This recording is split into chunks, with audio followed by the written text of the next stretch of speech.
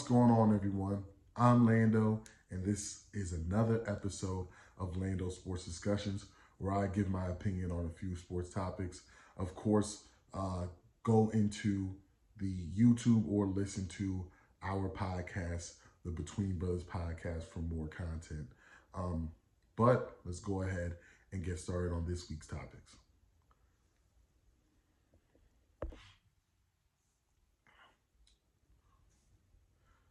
So, first things first, I am a Jets fan.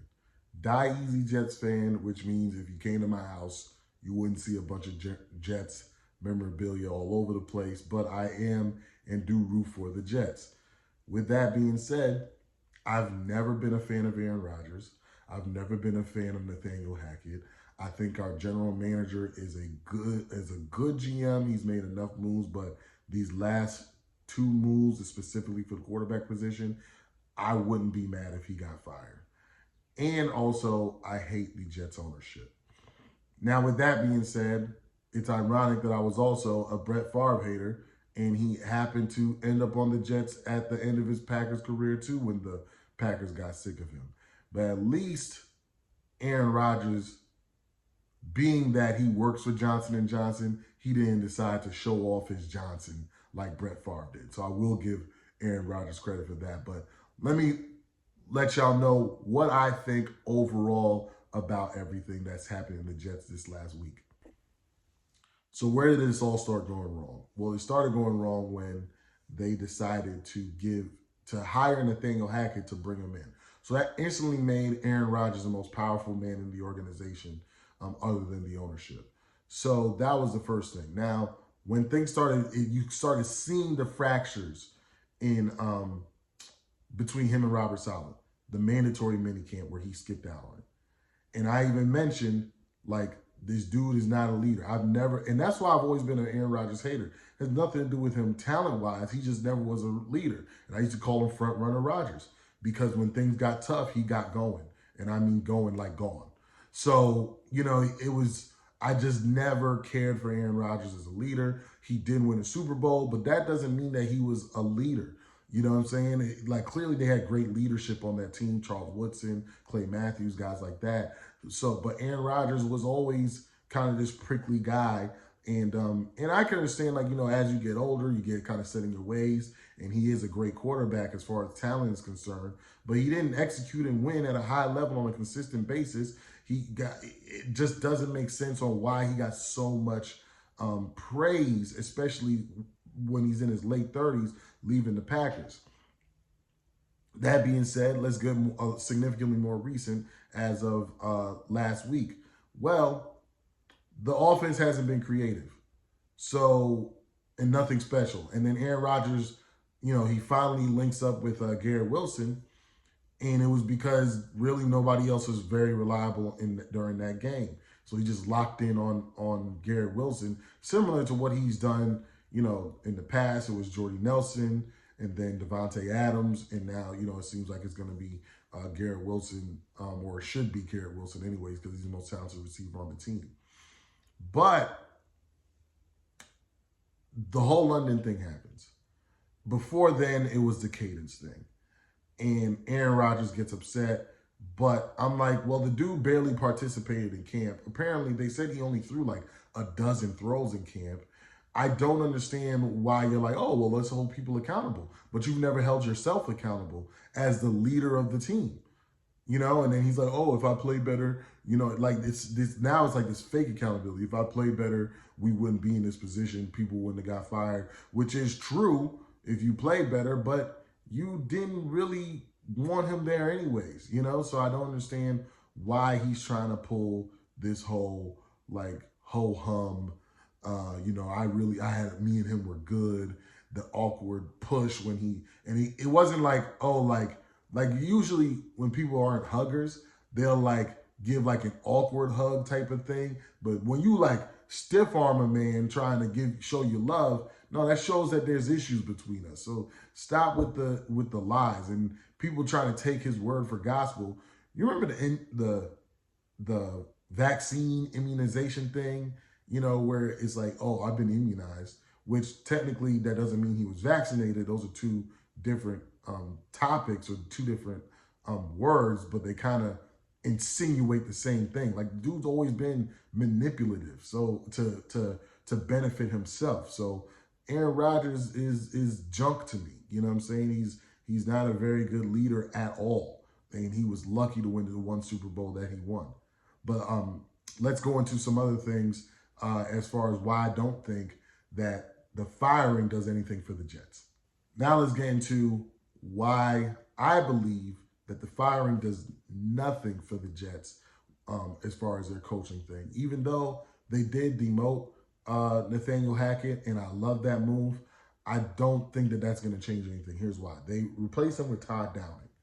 And Todd Downing is getting, a lot of people are boosting him up because the Ryan Tannehill played well under his tutelage and play calling. That was scripted plays.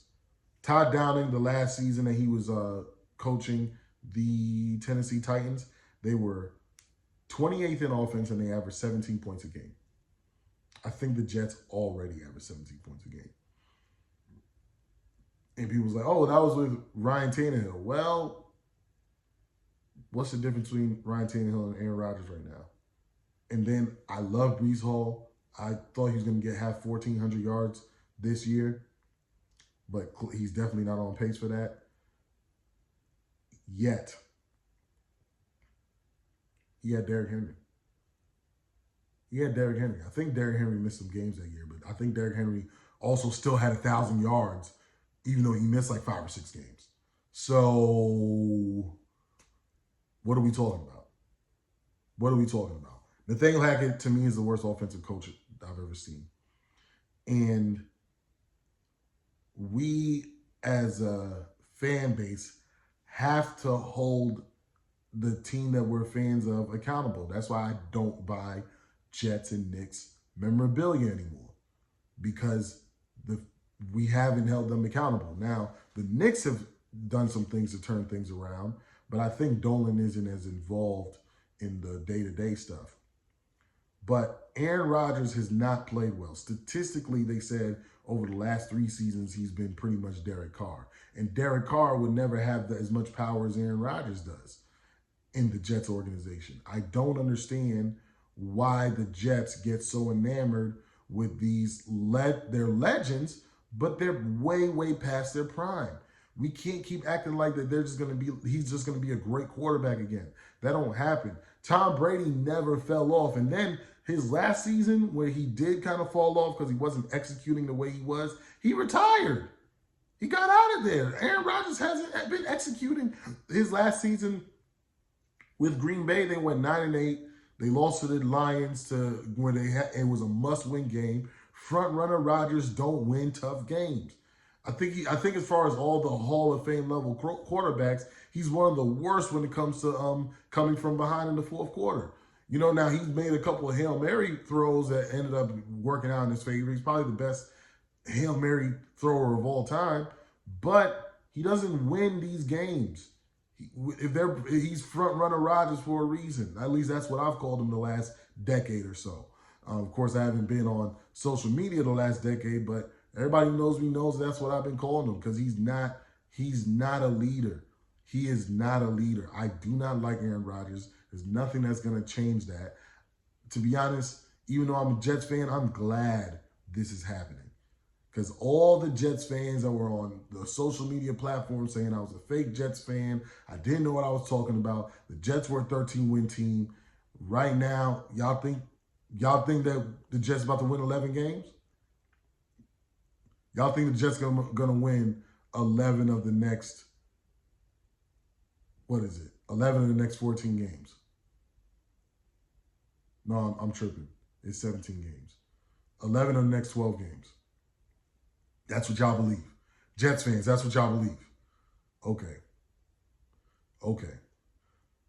Offensive line still hasn't been addressed. So the offensive line is still going to be subpar or mediocre. What? So that's all I got to say about that. Let's go ahead and go into the next topic. LeBron James and LeBron James Jr. finally were able to play together in a preseason game. Of course, a lot of people are getting on Bronny for not performing well.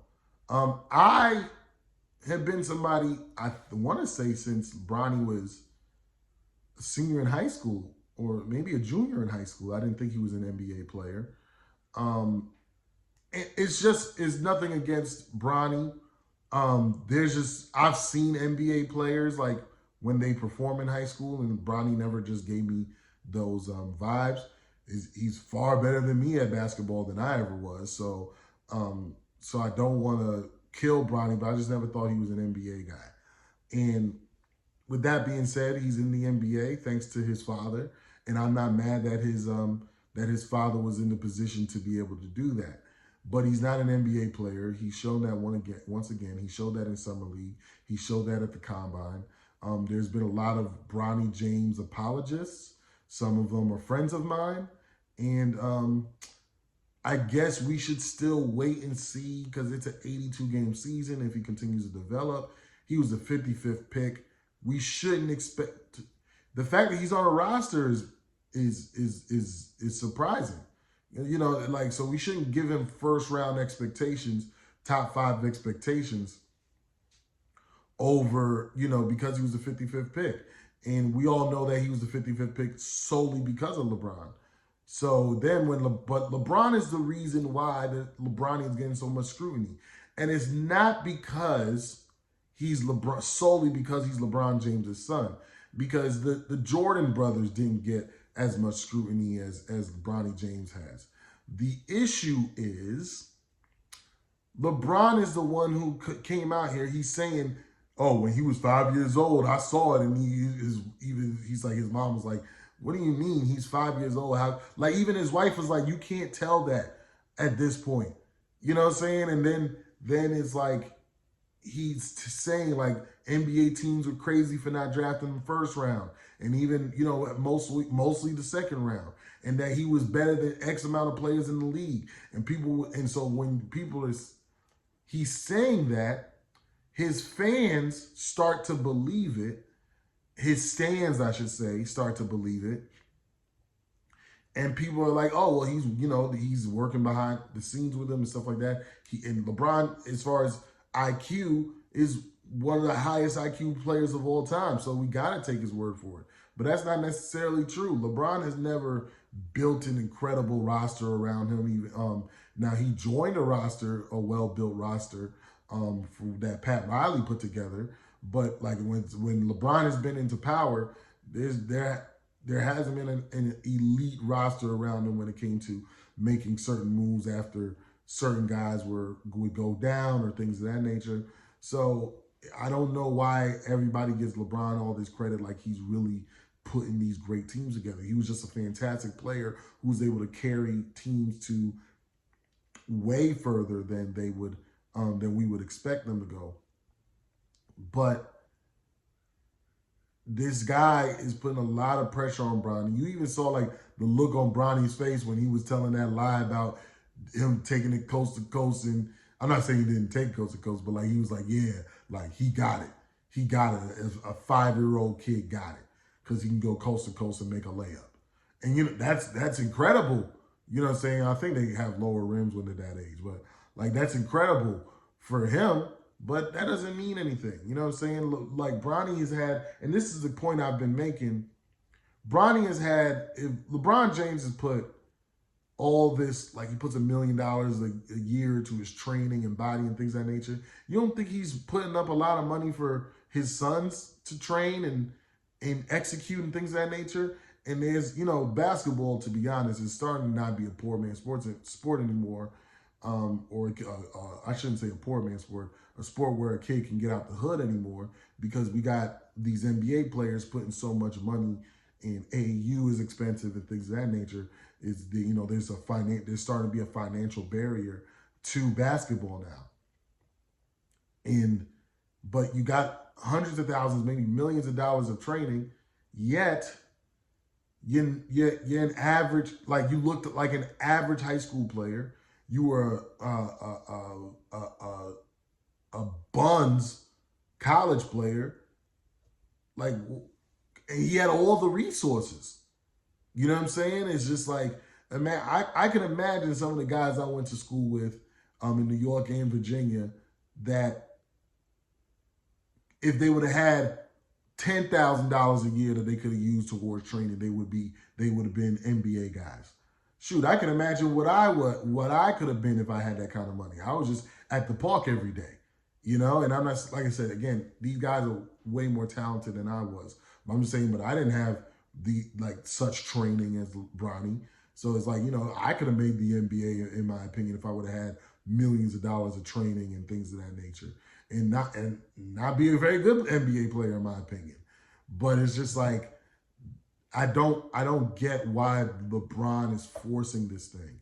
And I hope that Bronny mentally is strong enough to get through this and it doesn't ruin him, because LeBron has put a lot of pressure on his son, and as a father, I understand putting pressure on your son. I have a 17-year-old boy, and he doesn't feel. He said he doesn't feel pressure, but I'm on him a lot, you know. And so I just, you know, because you want your kids to be great, but they don't have to be great at what you great at. You know what I'm saying? Like, I draw, I talk, I sell. My son is a quiet kid. My son is not artistic, but he's really good with his hands when it comes to building things and things of that nature. Nurture that.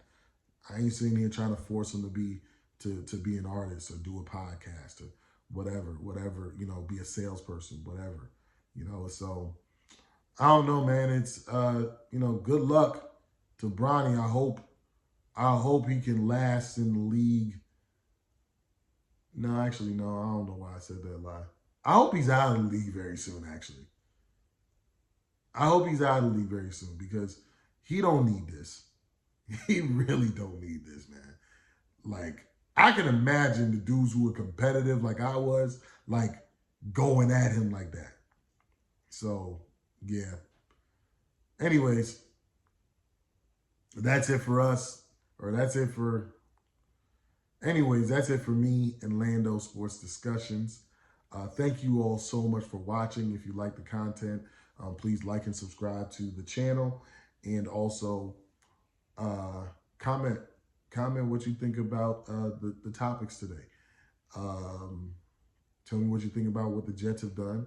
Tell me what you think about LeBron and Bronny, and, you know, do you disagree that LeBron is putting unnecessary pressure on his son? Do you disagree that Aaron Rodgers is not a good quarterback anymore? All right. Love y'all. We'll see you next week.